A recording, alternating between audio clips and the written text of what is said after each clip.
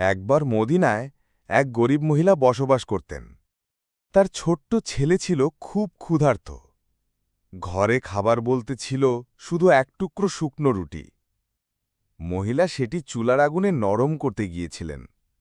ঠিক তখন দরজায় একজন ক্ষুধার্ত ভিখারি এসে বলল, আল্লাহর নামে কিছু খেতে দাও। মহিলা প্রথমে দ্বিধায় পড়লেন, কারণ তার সন্তানের জন্যই তো রুটি প্রস্তুত হচ্ছিল। কিন্তু সঙ্গে সঙ্গে তিনি আল্লাহর বাণী মনে করলেন, তোমরা যা ভালোবাসো তা আল্লাহর পথে ব্যয় না করা পর্যন্ত পূর্ণ সওয়াব পাবে না। তাই তিনি সেই এক টুকরো রুটি ভিখারিকে দিয়ে দিলেন। ভিখারি কৃতজ্ঞ দৃষ্টিতে তাকিয়ে চলে গেল। মহিলা খালি হাতে ফিরে এসে দেখলেন চুলার ভেতরে হঠাৎ কয়েকটি রুটি তৈরি হয়ে আছে। তিনি বিস্মিত হয়ে বুঝলেন এটি আল্লাহর পক্ষ থেকে রহমত।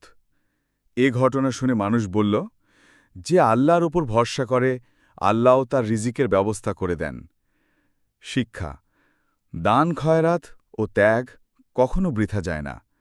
আল্লাহ তার বান্দাকে এমনভাবে পুরস্কৃত করেন যা আমরা